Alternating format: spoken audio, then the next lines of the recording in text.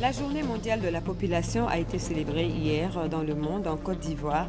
C'est la ville de Dieukwé qui a abrité la manifestation officielle en présence de 2 membres du gouvernement. Le ministre des Sports et Loisirs a eu des échanges avec le directeur général du Bureau national d'études et de développement. L'entretien a porté sur le renforcement de leur partenariat.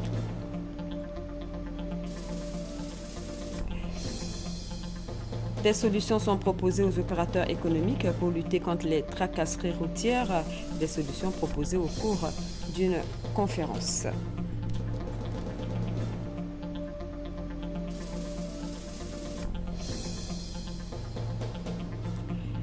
À l'étranger, l'Eurogroupe s'est réuni aujourd'hui pour trouver une solution à la crise grecque. Un accord politique pourrait être signé pour éviter la sortie de la Grèce de la zone euro. Mesdames et messieurs, bonsoir. Bienvenue dans la grande édition. Le 11 juin de chaque année est célébrée la Journée mondiale de la population. En Côte d'Ivoire, c'est la ville de Dieukwé qui a été choisie pour cette 29e édition. Le thème est « Population vulnérable en situation de crise humanitaire. Quel mécanisme de prévention pour une Côte d'Ivoire émergente à l'horizon 2020 ?» Reportage Franck Quadio. La Côte d'Ivoire, au cours des 15 dernières années, a fait face à des situations d'urgence humanitaire. Conflits de diverses natures, catastrophes naturelles, cela occasionnant d'importants mouvements des populations rendues vulnérables. La célébration de la 29e édition de la Journée mondiale de la population à Dieukwé est une occasion pour autorités et partenaires de faire le point sur les mécanismes de prévention et de gestion existants afin d'accroître la réponse nationale relative à la prise en charge des populations vulnérables. Le gouvernement s'est organisé en mettant en place une plateforme humanitaire en liaison avec les Nations Unies et les organisations de la société civile. Il s'agit d'un comité que nous appelons le comité de coordination élargie en vue d'une réponse multisectorielle pour améliorer la coordination des activités humanitaires. Plan d'organisation des secours, plan ORSEC, Office national de la protection civile ONPC, Agence du système des Nations Unies et ONG, instruments gouvernementaux de solidarité, de cohésion sociale et d'indemnisation des victimes. Des efforts sont consentis, mais des défis majeurs restent à relever. Il convient de citer la création d'un cadre législatif favorisant la prise en charge des personnes vulnérables en situation d'urgence, le renforcement des capacités de toutes les structures intervenant dans le mécanisme de prévention et de gestion des urgences humanitaires, le renforcement des mécanismes d'alerte précoce des catastrophes naturelles et des épidémies, l'intégration des questions de prévention et de gestion des urgences humanitaires dans les politiques, les plans, les programmes sectoriels cohérents et dynamiques. La Journée mondiale de la population, célébrée tout le 11 juillet, a pour objectif d'attirer l'attention des décideurs et des communautés sur l'urgence et l'importance des questions de population. Le reportage était signé Eve Boué, la correspondante de la RTI dans l'ouest du pays. Et à quelques jours de la visite d'État dans le district du Ourodougou, du Yoruba, les élus et cadres multiplient les rencontres. Le coordonnateur général de la visite d'État dans le Ourodougou, Amadou Soumaoro, a eu une séance de travail avec le corps préfectoral. Au centre de la rencontre, le point des préparatifs et l'appel à la mobilisation des populations. Reportage à Boussanogo. Amadou Soumaoro, coordonnateur général de la visite d'État dans la région du Ourodougou, multiplie les rencontres. Ce à quelques jours de la visite du président de la République Alassane Ouattara dans la région. Ainsi, après ces échanges avec la population de Séguéla et de Kani, en compagnie du ministre d'État Ahmed Bakayoko, Amadou Soumaoro a eu une séance de travail avec le préfet de région, les préfets des départements et leurs collaborateurs. Au menu des échanges, le point des préparatifs de la visite du chef de l'État Alassane Ouattara. Après le point que nous avons fait de part et d'autre, les préparatifs pour l'accueil du chef de l'État vont bon train. Le corps préfectoral que je voudrais féliciter au passage et remercier est mobilisé dans tous ces compartiments Et croyez-moi, toutes les questions ont été appréhendées, qu'il s'agisse des questions de mobilisation, qu'il s'agisse des questions de restauration, de transport, tout a été passé au peigne fin. Je peux vous dire que la coordination générale que j'ai l'honneur de présider sera un instrument qui travaillera en étroite collaboration et symbiose avec, disons, le corps préfectoral. Nous serons là, ensemble, chacun dans son rôle, pour faire de cette visite d'État quelque chose d'historique. Saisissant l'occasion, le coordonnateur général a réitéré l'appel à la mobilisation des filles et fils du Worodougou. Toutes les populations seront mobilisées. Partout où il y a des populations du Worodougou, dans la diaspora, tant au plan national qu'à l'étranger, tous les fils et toutes les filles de cette région seront là le 23 pour dire au président, président, nous vous aimons, président, vous êtes chez vous, vous êtes la bienvenue, croyez-moi. À Séguéla et à Kani, les populations sont mobilisées pour réserver un accueil passionnel et enthousiaste au président de la République Alassane Ouattara le 23 juillet prochain. Voilà, le président de la République effectuera donc une visite d'État dans la région du Woroba à partir du 22 juillet et ce jusqu'au 26 juillet. Les populations du Sud Comoé sont déterminées à accorder leur suffrage au président Alassane Ouattara. Elles l'ont exprimé dans leur motion, tout comme dans le discours des cadres et élus de la région. Le compte-rendu est signé Gabriel Zani. Tiapoun, Aboisseau, Adiaké et Grand Bassam, 100% à dos. On pouvait lire ces phrases sur des écriteaux accrochés à des poteaux électriques sur le lieu du meeting. Aujourd'hui, dans cette région longtemps considérée comme une citadelle imprenable, bastion de l'ancien régime, plus de 5000 personnes, rois, chefferies traditionnelles, ont une seule voix. Le président Alassane Ouattara et Henri Konan Bédié méritent bien la reconnaissance et les hommages des populations de la Côte d'Ivoire en général et du Sud Comoé en particulier, pour leurs initiatives de développement qui ont eu pour effet d'engager notre pays et ses régions sur le chemin de la réconciliation nationale et de la croissance. Avec les 4 départements du Sud Comoé, ce sont des milliers de voix de votants qui s'ajoutent à celles que possède déjà le rassemblement des oufétistes. Les jeunes de la région du Sud Comoé lui accordent leur soutien total et lui promettent qu'il sera réélu à 100% en octobre 2015 dans le Sud Comoé. Les raisons d'un tel ralliement massif sont multiples.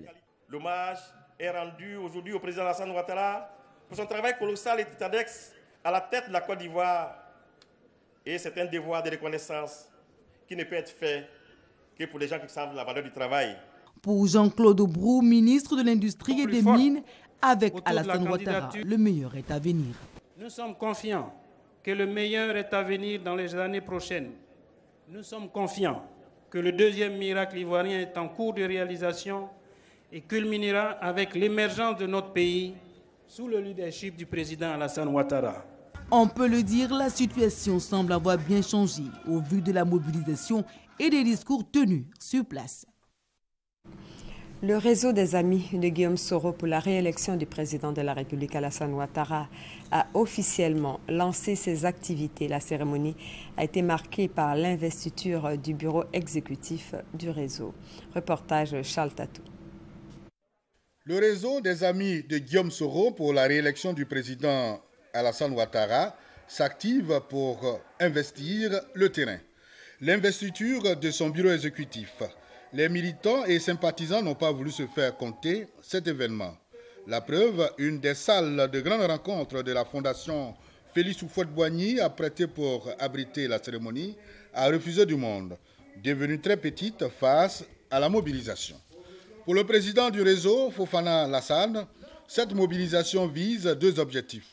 D'abord, rendre hommage à 2 personnalités, notamment le chef de l'État et le président de l'Assemblée nationale, pour leur engagement politique. Ensuite, faire bloc autour de la personne de Guillaume Soro pour le soutien de toutes ses actions en faveur de la réélection du président de la République.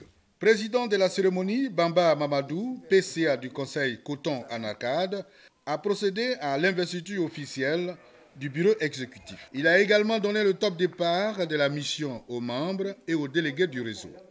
Mission qui consiste à faire un travail de fourmi sur le terrain. Investissez le pays tout entier pour dire aux Ivoiriens combien il est essentiel pour eux, individuellement et collectivement, d'accorder un second mandat au président Alassane Ouattara. Le réseau des amis de Guillaume Soro ne fait pas seulement que la politique. Le bien-être de ses militantes le préoccupe aussi. 1000 bons de formation pour la fabrication du célèbre savon traditionnel Kabakrou ont été offerts aux femmes insérées dans cette activité génératrice de revenus. Vous le savez, depuis le 1er mai dernier, les fonctionnaires ont vu leur salaire débloqué. Ceux du secteur de l'éducation-formation regroupés au sein du Rassemblement des enseignants républicains et du RHDP ont tenu à rendre un hommage au président de la République. Et c'était au cours d'une conférence de presse. Moussa Koulibaly, Thomas Gessambi pour les temps forts.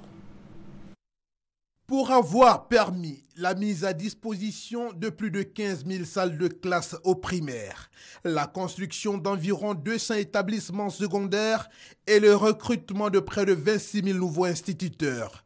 Et ce n'est pas tout.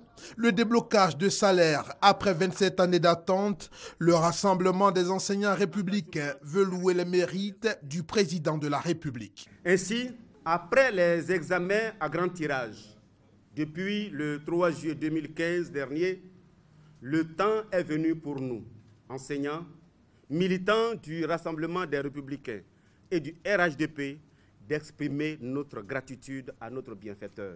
Merci, Monsieur le Président, pour le respect de la parole, engagement qui caractérise les hommes d'État. Le RER ne veut pas se limiter à cette simple reconnaissance.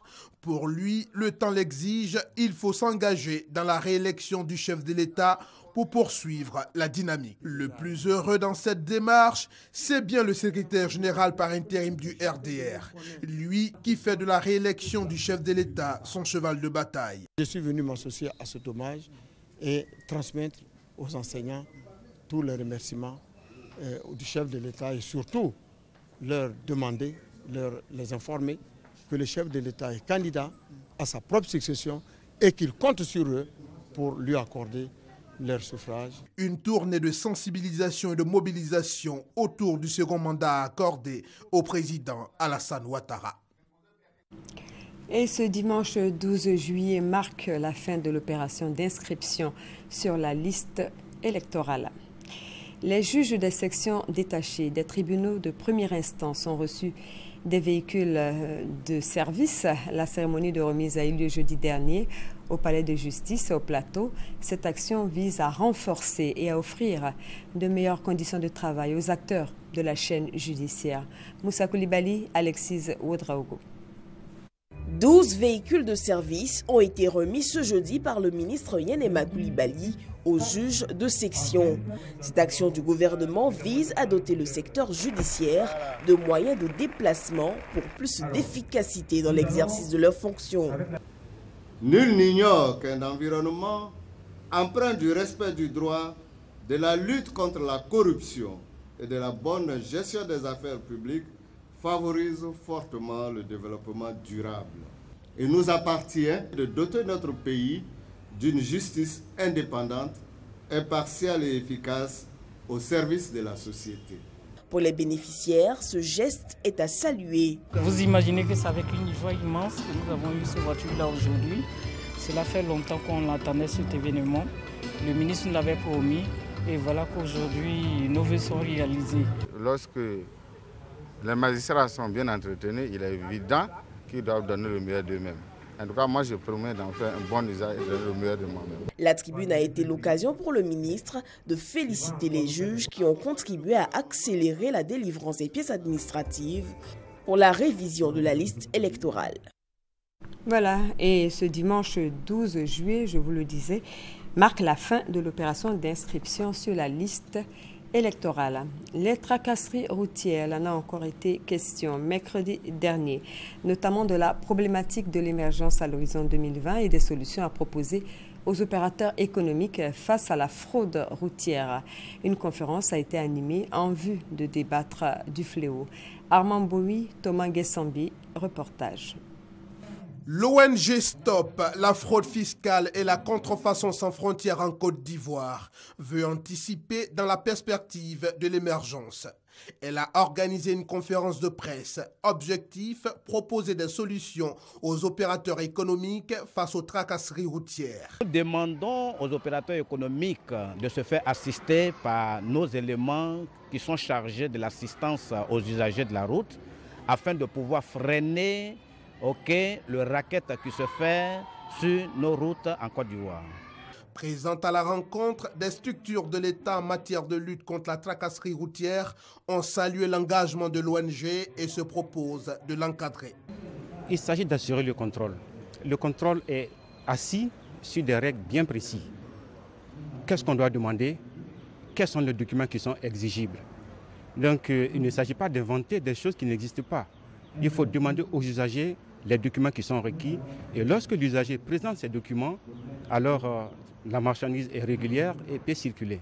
C'est avec ces 500 jeunes formés et organisés en unité de surveillance et d'assistance aux usagers USER que l'ONG accomplit ses missions depuis 2008.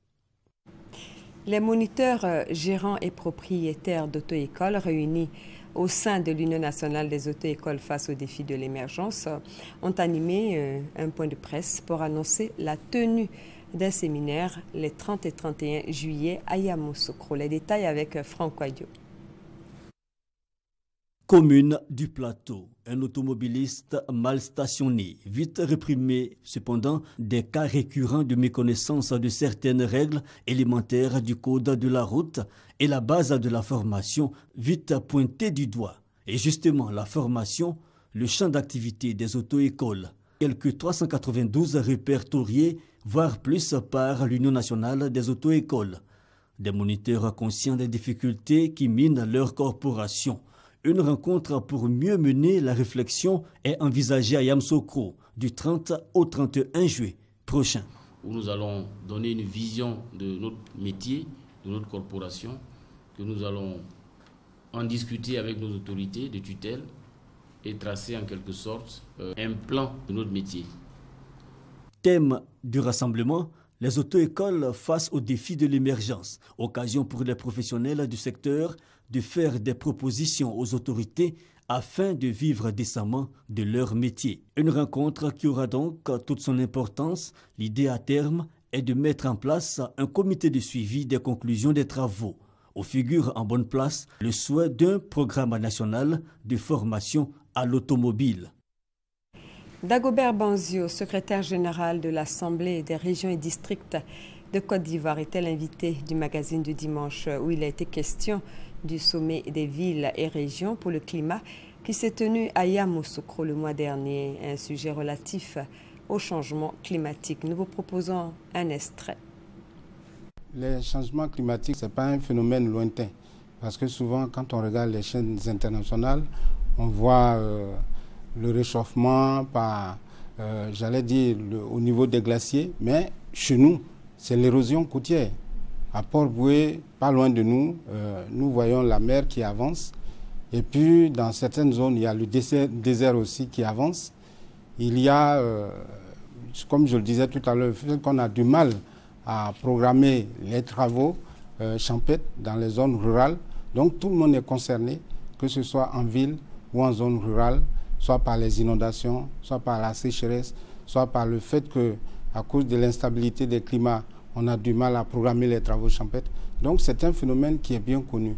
Je veux même dire que nous étions au sommet des Lions, qui est la suite du sommet des villes et régions d'Afrique qui est tenu à Yamoussoukro. Au sommet mondial de Lyon, sur le climat et les territoires, la température était de 42 degrés à Paris. C'est qu'en Côte d'Ivoire même, nous ne connaissons pas. Donc ce sont des phénomènes qui ont un préjudice, qui portent un préjudice important à l'homme, que ce soit en ville ou bien en zone rurale, que ce soit au niveau de l'agriculture ou au niveau de la santé. Il était important de faire en sorte que les collectivités territoriales qui gèrent de plus près les problèmes de population s'impliquent dans ce combat que mène déjà le gouvernement dans toutes ses dimensions. Voilà, c'était un extrait du magazine du dimanche. Ils sont 47 cadres prêts à servir l'économie africaine. Ils ont été formés à l'université Félix Houphouët-Boigny d'Abidjan Cocody à travers son programme de formation en gestion de la politique économique. Ils ont reçu leur diplôme au cours d'une cérémonie. Reportage Adama Koné. Parce qu'il y a de richesses que d'hommes, le continent africain doit se doter de ressources humaines capables de le conduire vers le développement. Surtout dans le domaine économique où l'on enregistre une croissance dynamique ces dernières années. Voilà qui justifie le programme de formation en gestion de la politique économique GPE de l'université Félix Houphouët-Boigny d'Abidjan. Chaque année, il met à la disposition des États africains des cadres de haut niveau, tant dans le domaine public que privé, pour conduire leur économie. Le programme GPE Abidjan s'inscrit donc dans cet engagement des gouvernements à former des cadres pouvant contribuer à la maîtrise de la situation de nos économies, des chocs susceptibles de les affecter et des politiques à mettre en œuvre pour en assurer une croissance saine, stable et inclusive. Pour sa 15e promotion, le programme GPE vient de former 47 cadres. Ils ont reçu leur diplôme de fin de formation des mains du représentant de la ministre chargée de l'économie et des finances, présidente de la cérémonie. On souhaite vraiment le changement au sein de nos administrations lorsque nous allons retourner, vraiment apporter de la valeur ajoutée au sein du cabinet, plus précisément d'où je viens. Et je suis très satisfait de la formation que j'ai reçue. En ce qui concerne la formation, le programme GP, c'est une formation d'excellence et une formation de cadre. Et une formation sur laquelle peut vraiment compter l'Afrique de demain. Le programme GPE existe depuis 1998. Il est financé par les bailleurs de fonds que sont la Banque mondiale et la Fondation pour le renforcement des capacités en Afrique. Parlons du tribunal du commerce créé il y a moins de 3 ans. Ce tribunal dont la principale mission est le règlement des litiges liés à l'activité des affaires et au commerce veut se doter d'outils garantissant sa pérennité. Pour cela, des exigences de performance s'imposent aux responsables de cette institution. Franck Wadio. Un décret, le numéro 2012-628, datant du 6 juillet 2012, et s'installe le 1er octobre 2012, le tribunal du commerce d'Abidjan. Sa mission, l'arbitrage des litiges liés au commerce et à l'environnement des affaires auparavant minés par les lourdeurs administratives et autres procédures judiciaires interminables. 34 mois après sa création, des avancées mais aussi des brèches à colmater. Il faut donc rendre l'instrument plus efficace. François Comouin, président de ce tribunal, préconise la démarche qualité. Il y a 34 mois que nous existons, on a eu quelques bons résultats, mais il faut toujours consolider cela. Et une manière de consolider ces résultats obtenus, c'est de s'inscrire dans cette démarche qualité qui nous permettra d'obtenir tous les processus organisationnels et de management pour assurer que nous pourrons toujours satisfaire comme il faut les opérateurs économiques qui viendront s'adresser à nous. La démarche à qualité. Pour mener à bien le projet, un cabinet de qualiticiens ivoiriens est sollicité. Le lancement à la grande salle des audiences du tribunal du commerce d'Abidjan est le lieu de définir la méthode. Elle implique, selon le qualiticien Constant Boka, toute la chaîne judiciaire du tribunal du commerce. La norme de qualité choisie est l'ISO 9001 qui favorise une meilleure organisation du travail. Un mot de religion maintenant. Le directeur général des cultes, Messamba Bamba, prône l'unité entre les musulmans de Dimbokro. Il était invité à la réouverture de la mosquée Boribana du quartier du Lacro. Le directeur général des cultes a invité les fidèles à faire bloc autour du nouvel imam installé. Plusieurs chefs religieux, membres du COSIM, étaient également présents. Serge Coléa, témoignage.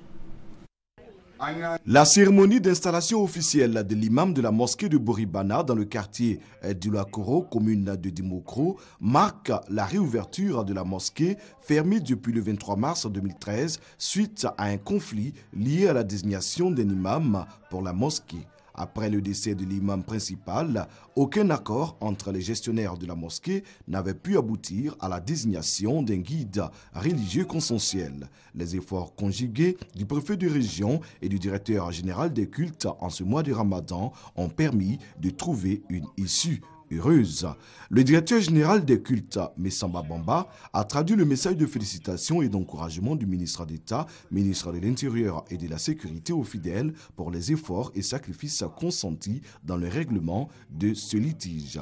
Il les a exhortés à l'unité et à la cohésion autour de la cause islamique pour le bonheur et l'épanouissement de la communauté musulmane du Dimokro. Il appartient donc à chacun de nous d'œuvrer à l'entretien ou à la consolidation de l'entente retrouvée afin de renforcer davantage nos liens de solidarité, de fraternité, conformément aux exigences islamiques. Les fidèles ont salué la réouverture de leur lieu de culte. Ils ont promis renforcer l'union et la solidarité en leur sein. L'installation de l'imam de la mosquée Boribana a vu la présence de plusieurs autorités religieuses et administratives, notamment le maire de Dimokro, l'imam principal de la mosquée de William Civil, représentant le président du COSIM, le Conseil supérieur des imams, le président de la Ligue ivoirienne des prédicateurs islamiques et le secrétaire général du préfecture représentant le préfet de la région d'Unzi. Voilà, et on boucle le chapitre consacré à la religion avec ce communiqué. Et c'est un rappel, le ministre d'État, ministre de l'Emploi, des Affaires sociales et de la formation professionnelle communique le mardi 14 juillet 2015, le lendemain de la nuit du destin, Laylatul Qadr est déclaré jour férié et chômé sur toute l'étendue du territoire national. Poursuivre et renforcer le partenariat qui existe entre le ministère des Sports et Loisirs et le Bureau national d'études et de développement pour relever les défis des infrastructures sportives. C'est le sens de la rencontre entre le ministre François Albert Amichia et le directeur général du BNET, Pascal Krakofi. La rencontre s'est déroulée au cabinet du ministre. Benson Pierraka, reportage. Des échéances internationales de haute importance attendent le sport ivoirien à court et moyen terme. Ce sont notamment les Jeux de la francophonie de 2017 qu'Abidjan doit abriter.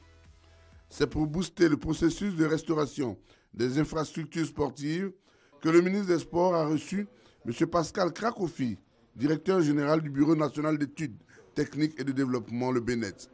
Car les chantiers sont nombreux. En attendant les travaux de construction du stade olympique de Bimpe, qui démarre en fin d'année, il faut rapidement se pencher sur les infrastructures existantes, comme les terrains extérieurs du parc des sports, qui attendent d'être bâtis, sans oublier le palais des sports, pour lequel les travaux sont encore nécessaires. Monsieur le ministre a indiqué évidemment la nécessité d'aller vite sur ces projets, faire en sorte que les études avancent rapidement, faire en sorte qu'ensemble, nous puissions rechercher les financements pour la réalisation de tous ces projets majeurs. Ce sont donc des dossiers importants. Il était essentiel pour nous de faire le point là-dessus. Et au terme de cette séance de travail, je peux dire la satisfaction du ministère des Sports et Loisirs, car ce sont des dossiers qui sont pour certains bien avancés et pour d'autres qui présentent des perspectives heureuses. Au-delà des infrastructures, François Albert Amichia et ses hôtes ont évoqué la question de la professionnalisation du sport, sujet sur lequel le BNET mène une étude dont les résultats seront restitués les 15 et 16 juillet à Grand Bassam. Direction la France, où le district autonome d'Abidjan a ouvert une représentation à Metz, ville frontalière de la Belgique, de la Suisse et du Luxembourg. Ce bureau va permettre au district d'Abidjan de maintenir le contact permanent avec ses principaux partenaires économiques. Suivez le reportage de notre envoyé spécial, Kwasi Mamadou. Un bâtiment de 3 niveaux situé sur la rue Winston-Churchill, un quartier chic de la ville de Metz, dans la région de Moselle, en territoire français. C'est ici que le district autonome d'Abidjan a décidé d'ouvrir une représentation européenne, sa toute première dans le monde. À travers l'ouverture de ces bureaux, le gouverneur du district autonome d'Abidjan veut se rapprocher de ses partenaires économiques. La Côte d'Ivoire vit dans ses locaux, vivra dans ses locaux pour se connecter à d'autres pays qui sont limitrophes à la France. Ici sera un lieu de partage des ambitions économiques, culturelles, éducatives et sportives. En un mot comme en mille, ici sera un lieu de promotion de la culture humaine. Robert Becré-Mombé soutient également que le partenariat avec des structures de développement permet à sa collectivité de bénéficier de plusieurs dons, notamment des camions pompiers et des livres. François Lavergne, vice-président du conseil départemental, salue le choix de sa région. Il affirme que tout sera mis en œuvre pour consolider leur collaboration. Plusieurs établissements universitaires et de formation professionnelle sont tout à fait prêts, et je salue à nouveau le représentant de l'université, à établir des relations partenariales avec leurs homologues ivoiriens, alors dans le domaine notamment de la construction, des travaux publics. Emmanuel Irio, chef de ce bureau, a été présenté aux autorités de la région de la Moselle, région frontalière avec l'Allemagne, la Belgique et le Luxembourg, des pays partenaires du district autonome d'Abidjan. À l'étranger, un kamikaze déguisé en femme s'est fait exploser hier samedi sur le marché central de N'Djamena, faisant au moins 15 morts. La secte islamiste a revendiqué l'attentat de N'Djamena et l'une des deux attaques commises au Nigeria. Pour l'attentat de N'Djamena, le bilan provisoire est de 15 morts et 80 blessés, dont 4 graves. 9 commerçantes et 6 hommes ont été tués, dont un gendarme tchadien. Le kamikaze, membre de Boko Haram, a également péri dans l'explosion. Et puis une réunion qui devrait conditionner l'avenir de la Grèce dans la zone euro, c'est celle de l'Eurogroupe qui regroupe les 19 ministres des Finances de l'Union européenne. Et la réunion s'est tenue à Bruxelles ce dimanche. Une réunion qui intervient après la nouvelle proposition soumise par le gouvernement grec à ses créanciers, très proche du dernier texte des créanciers sur la plupart des sujets qui fâchent: retraite, TVA, privatisation, taxes sur les sociétés.